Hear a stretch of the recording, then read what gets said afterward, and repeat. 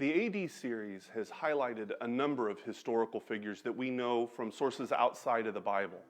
One of those is the great teacher of Israel, Rabbi Gamliel, or Gamaliel, as he's often referred to.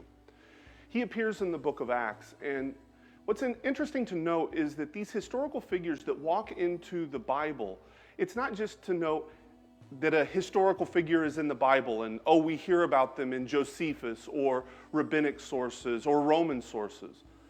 But what's important for us as students of the Bible is that we would actually learn about them in these other sources, because those things bear importance for us in understanding their role in the Gospels or in the New Testament, like with Gamaliel in the book of Acts. And we know about Gamaliel from other Jewish sources, rabbinic sources particularly. Gamaliel belonged to a very specific stream of piety within the camp of the Pharisees. And this group was of the house of Hillel. Hillel was a great sage that lived, and he actually died around the time of Jesus' birth. And he was a sage who taught his disciples to focus on a very humane stream of piety, meaning that you value each and every individual life. Now, in the first century, not everybody looked at the world that way. Not all of Judaism looked at the world that way. You have, for example, members of a group that Josephus calls the Fourth Philosophy that believe that by spilling Roman blood, they would not only kick Rome out, but bring about God's rule and reign on the earth. They didn't care about loving the individual. But Gamaliel belonged to that stream of piety that saw the value of each and every individual. So when we find him in the book of Acts, in chapter 5, when Peter and John are brought before the Sanhedrin, we see Gamaliel acting in very specific ways that fit with what we know about him from rabbinic sources. One of the things that Josephus tells us is that there was a tension between the Pharisees, like Gamaliel, and the Sadducees, which are represented by the chief priests and Caiaphas. Now, some people have questioned whether or not Josephus is just creating this to be the reality, but we actually see that in the book of Acts, because clearly the chief priests are against Peter and John in the early church. But Gamaliel comes in and he stands up to defend the early followers of Jesus, and actually his word carries the day.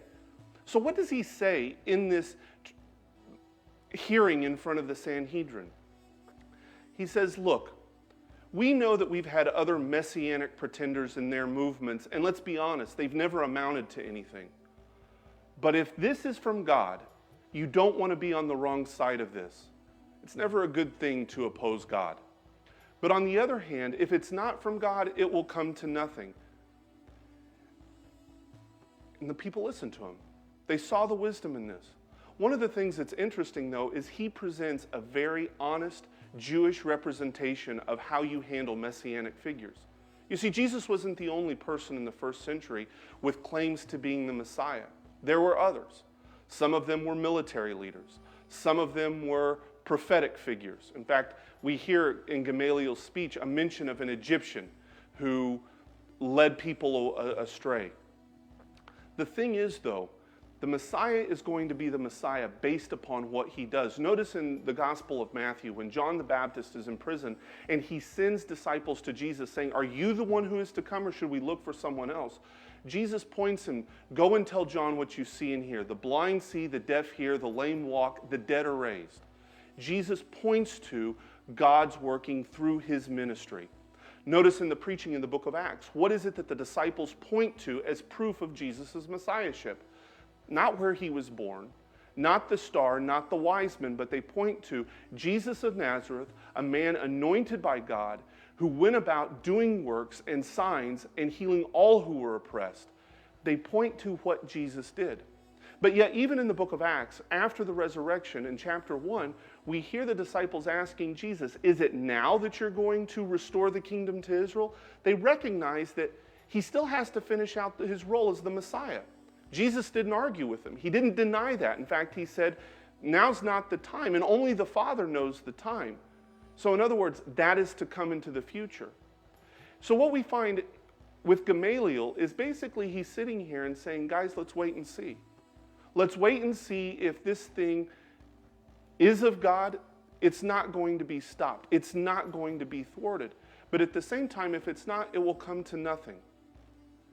This is the way that many people within Jewish history and tradition have responded to messianic figures.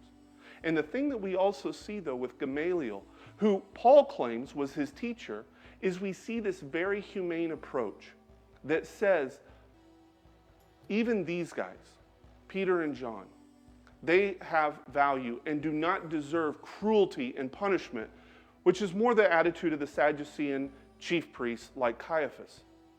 It's interesting. We hear a story about Gamliel on his wedding night from rabbinic sources. And he had taught his disciples that on their marital night, they were permitted not to recite the Hear O Israel, the Deuteronomy 6:4-9, what is called the Shema. But yet on his wedding night, he chose to do it. His disciples asked him why. And he said, I will not for one moment seek to take off from myself God's rule and reign in my life. In this, not only was Gamliel very close to the piety of Jesus in the early church, but he showed once again his view that God's reign is something that penetrates every moment of our lives. And by him speaking about God's reign, it also says that he's not part of these bloodthirsty individuals like the Fourth Philosophy, like the Zealots eventually become in the First Jewish Revolt, that sought to spill Roman blood as a way to bring about God's rule and reign.